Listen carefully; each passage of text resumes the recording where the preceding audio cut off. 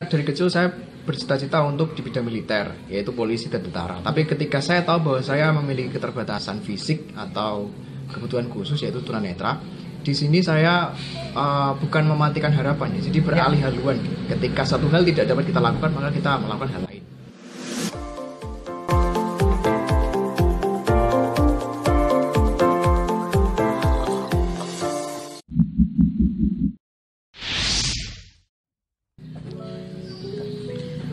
Assalamualaikum warahmatullahi wabarakatuh. Waalaikumsalam warahmatullahi. Selamat hari ini teman-teman penonton setia channel Pendekar Kehidupan, channel yang akan memberikan inspirasi, motivasi, dan manfaat bagi teman-teman semuanya. Bagaimana kabar teman-teman di kesempatan kali ini? Mudah-mudahan kabarnya selalu baik-baik saja. Nah, di kesempatan yang berbahagia ini, lagi-lagi saya sama Mas Aditya bakalan ngobrol-ngobrol santai saja. Ya. Topik pembahasan kita kali ini adalah mengenai difabel. Apakah seorang difabel itu juga mempunyai cita-cita atau harapan? Nah, langsung saja ini kita tanyakan kepada Mas Aditya. Silakan Mas Aditya untuk diawali. Oke, sebelumnya Assalamualaikum warahmatullahi wabarakatuh. Selamat sore dan selamat hari ini untuk teman-teman semuanya. Selamat hari ini juga Mas Awan. Gimana kabarnya, sehat? Alhamdulillah sehat. Alhamdulillah. Jadi kita bicara masalah difabel. Apakah difabel itu mempunyai cita-cita, harapan, dan juga impian gitu ya? Ya. Kira-kira kan biasanya masyarakat itu, terutama yang awam dan belum tahu tentang difabel, mereka akan beranggapan bahwa difabel itu tidak bisa apa-apa, tidak mampu apa-apa, dan difabel itu dianggap apa ya istilahnya? Apa masalahnya? Sampah masyarakat. Nah, ada yang beranggapan seperti itu. Tapi sebenarnya difabel itu juga manusia yang layak juga dimanusiakan, dan difabel itu juga memiliki cita-cita dan impian. Apa cita-cita dan impian seorang difabel? Banyak. Ya. Misalnya ada orang yang dari kecil seperti saya tunanetra misalnya. Itu dulu kan kecil waktu masih usia berapa ya? Usia 45 tahun lah. 4 atau 5 tahun, bukan 45 tahun. 45 tahun. Bukan ya. Itu sering main sama teman-teman dan belum tahu bahwa saya difabel. Di video sebelumnya kan udah saya ceritakan, sering main sama teman-teman. Nah, di situ saya punya cita-cita bahwa kalau gede nanti pengen jadi seorang yang bergelut di bidang militer. Karena saya suka banget sama militer gitu. Misalnya polisi, tentara. Saya suka di bidang-bidang seperti itu, dan saya pun kalau dengerin cerita atau baca-baca buku braille tentang cerita itu suka yang tentang silat atau kependekaran. Silat udah. Jadi ya punya, kalau dibilang punya cita-cita atau harapan itu punya gitu Mas Awan.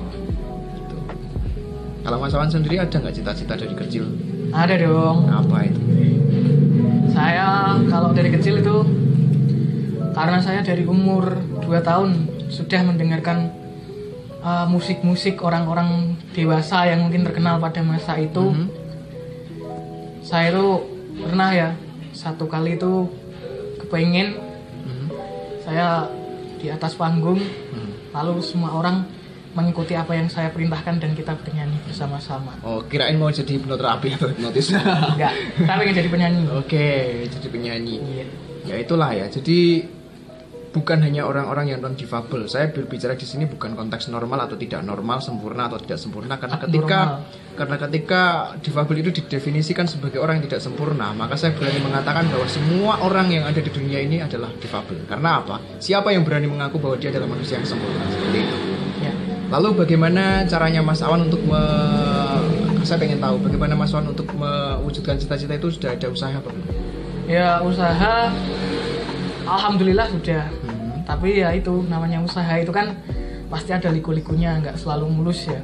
Lagu tentang liku-liku apa ini? Hidup penuh liku-liku itu loh Mas ya, kalau ibarat lagu. Jadi Iya. saya juga sudah pernah mengikuti ya les vokal itu sudah pernah.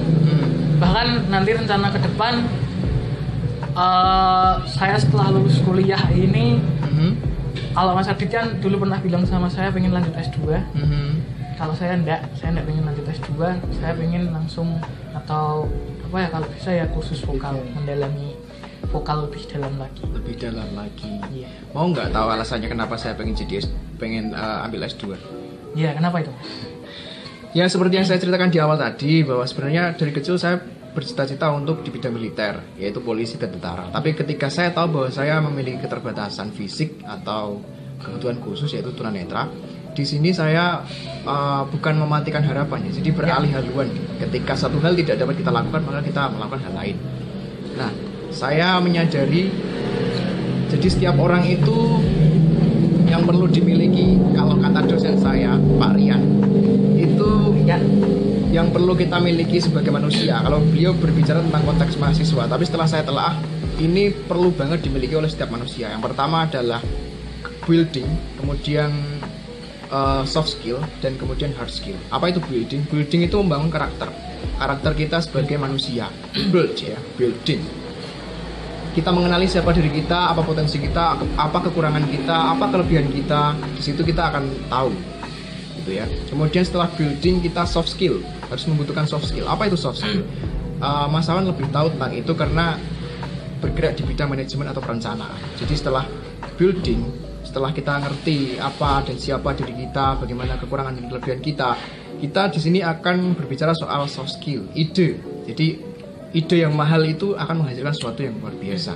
Sampaikan sesuatu dari hati, maka akan sampai ke hati. Seperti itu. Kemudian yang ketiga adalah hard skill. Setelah kita punya ide-ide yang cantik, ide-ide yang bagus, harapan. Nah, kemudian kita menyatakan dalam hard skill atau keterampilan kita, kerja kita, merealisasikan, mengoptimalkan gitu ya Mas Awan ya. Gitu. Jadi kenapa saya pengen ambil S2? Karena saya pengen jadi dosen. Itu cita-cita saya setelah saya menyadari bahwa tidak bakal mungkin saya menjadi seorang polisi atau tentara. Jadi berbahagialah bagi teman-teman, bapak-bapak, ibu-ibu, saudara yang nonton video ini. Kalian adalah orang-orang pilihan, terutama yang menjadi polisi, tentara, prajurit.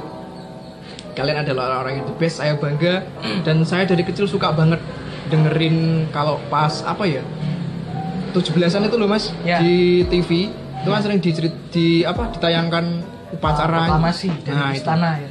Nah, ketika ada yang berteriak siap gerak itu, saya membayangkan bahwa itu adalah saya. Jadi itu cita-cita saya yang tertunda. Tapi saya alihkan ke yang lain. Jadi kalian yang melihat saya di sini, inilah orang yang pengen seperti kalian, pengen memakai seragam seperti anda dengan gagahnya itu. Maka saya doakan semoga kalian amanah, semoga kalian menjadi prajurit yang the best, mempertahankan negara kita, melayani dan mengayomi masyarakat gitu. Pengen banget kayak kalian, dan kalian orang yang luar biasa dan orang yang beruntung. Gitu masalah.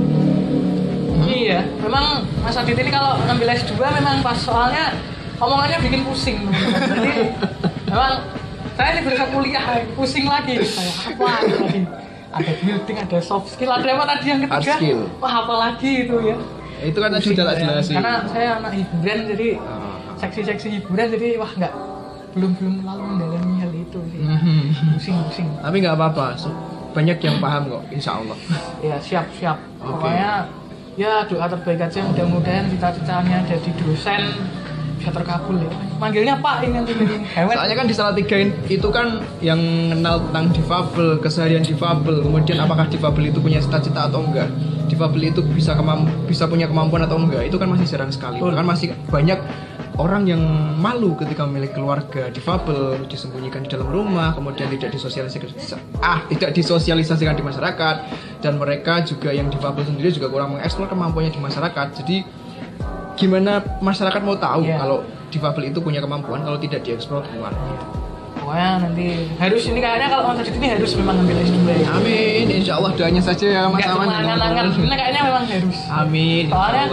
Soalnya omongan anak S2 sekali. Gawat ini. Insya Allah. Pusing saya. Ya karena saya sudah pusing. Jadi mungkin hanya itu saja bisa disampaikan di kesempatan hari ini. Siap. Saya nanti mau nyari obat dulu ini. Jangan lupa ya, raih cita-cita kalian, wahai para difabel. Jangan putus asa. Cari obatnya dulu apa nanti? Nanti ya. Tapi pusingnya sekarang karena apa tadi hard skill building.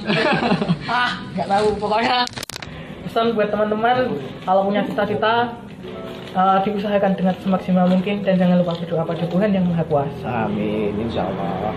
Demikian video di kesempatan kali ini, semoga bermanfaat. Saya akhiri. Wassalamualaikum warahmatullahi wabarakatuh. Waalaikumsalam. Salam perjuangan. Salam.